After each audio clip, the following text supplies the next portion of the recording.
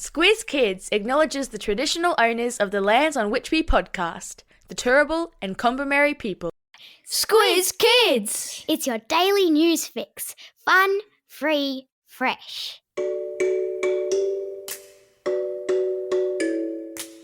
Hello and welcome to Squiz Kids Today, your fresh take on what's happening in the world around you. I'm Christy Kijarina. It's Wednesday, August 6th. In Squiz Kids Today, Aussies rally for big causes. Marimba magic rocks South Africa. A teen pilot takes flight and a Labubu boohoo. That's what's making news, kid style. The Lowdown. Big crowds gathered in two different parts of Australia over the last few days. One to celebrate culture and call for change, and the other to speak out for peace on the other side of the world. First to the Northern Territory, where the Garma Festival marked its 25th anniversary. It's the biggest celebration of Indigenous culture and one of the most important events for First Nations people in Australia. Prime Minister Anthony Albanese attended and announced over $175 million in new programs. It's all part of a national plan called Closing the Gap, which started in 2008. The aim is to make sure First Nations Australians have the same health, education and job opportunities as everyone else. Right now, progress has been slow and many communities still face unfair disadvantages. That's why the government says it's important to give First Nations people more agency. That means control over the decisions that affect them, their land and their future. Meanwhile, in Sydney, around 90,000 people marched peacefully across the Harbour Bridge to support people in Gaza, where there's a terrible humanitarian crisis. Gaza is a small, crowded strip of land between Israel and Egypt, where more than 2 million people live. It's been in the news a lot lately because of a long-running conflict. Police were worried that it might not be safe for all those people to cross the Harbour Bridge, but a court ruled the protest could go ahead, and it stayed calm and respectful. Many Australians support a plan called the Two-State Solution, where Israel and Palestine would exist side by side. Prime Minister Anthony Albanese says it's important to protect the right to protest, and he's asked to meet with Israel's leader to talk about helping people in need. Because when people speak up together, it can lead to real change.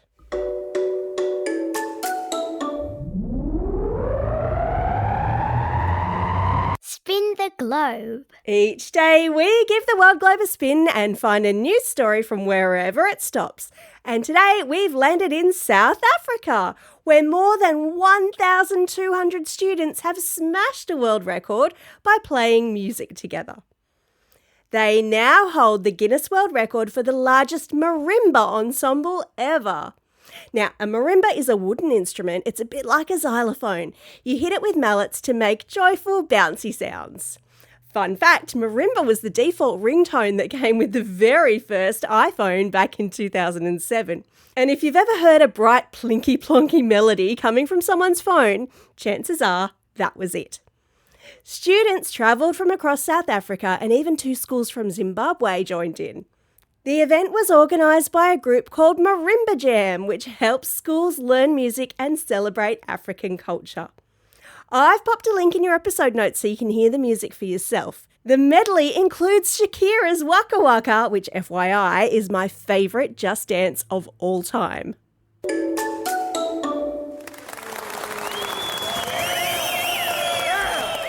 Squiz Kids salutes. What do you reckon most 15-year-olds are going to be doing this weekend? Catching up on homework, hanging out with friends, playing footy? Well, this 15-year-old is about to take off on a mission to fly around the world. His name is Byron Waller, and he's set to become the youngest supported pilot ever to complete a flight around the globe. Taking off from Brisbane this Saturday and flying through Asia, the Middle East, Africa, Europe, North America, and then back home again in just 2 months. It's not just about breaking records. So Byron lives with Crohn's disease, which is a serious illness he was diagnosed with last year.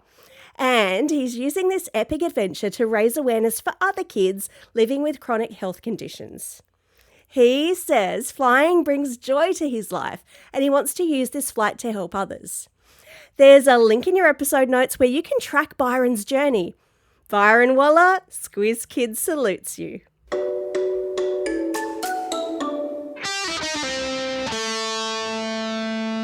Pop Culture Corner. What happens when a cute, big-eyed mystery box monster becomes a global trend?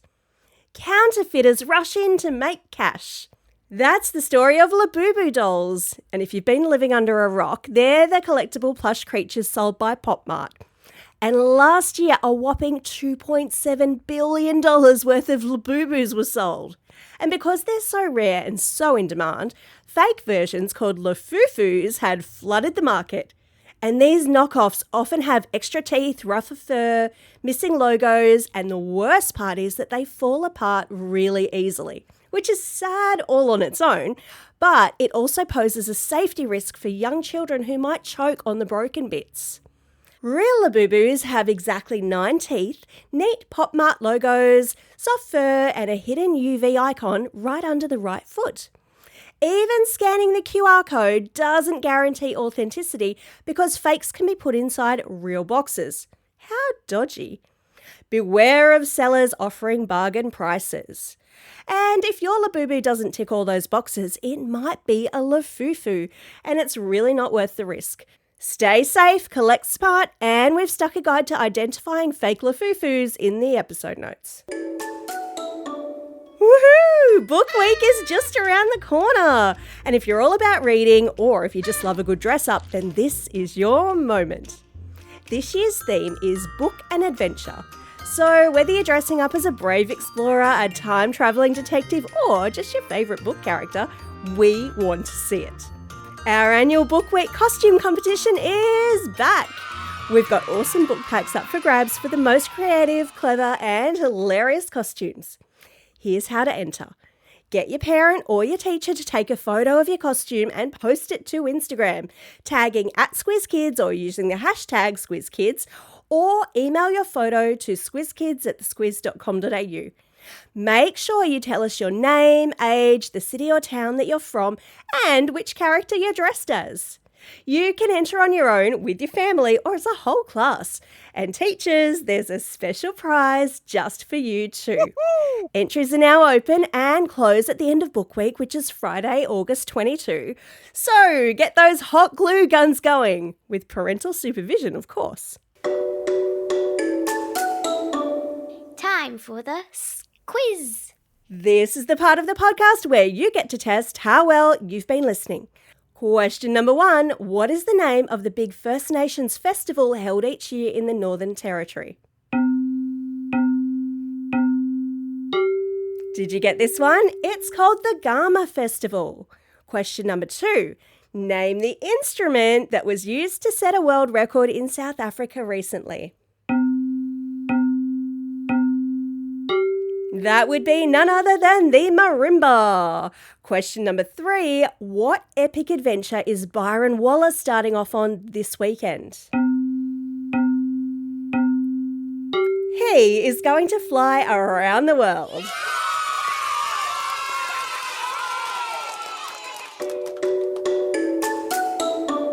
Shout outs. It's Wednesday, August 6, and on this day, way back in 1991, a computer scientist named Tim Berners-Lee launched a little something called the World Wide Web, which made it possible to click on links and to visit websites like we do every day now. He created it so people around the world could easily share and find information, especially for school and for science, and because he believed knowledge should be free for everyone. Today is also a special day for these Squiz Kids celebrating a birthday. Archie from Raceview, Henry from Gowrie, Lillian from St Ives, Emma from Preston, Magella from Hartwood, and Seb from Urbray. And belated birthday shout-outs go to Bentley and Millie from Bundaberg, Ivy from Gisborne, Aviana from East Linfield, and Alana from The Rock. And classroom shout-outs today go to Class 5 Blue with Mrs K at Holy Spirit Primary School in Kurri Kurri, Class 5-6M with Mrs. Pritchard and Mr. Chanel at Bel Air Public School in Adamstown Heights. Class 3A with Ms. Axiom at Eglinton Public School.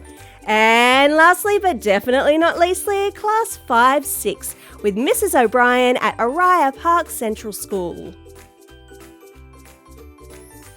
Don't forget, if you've got a birthday coming up and you want a shout out, or if you're after a classroom shout out, just drop us a line at squizkids@thesquiz.com.au, or you can fill out the form on our website.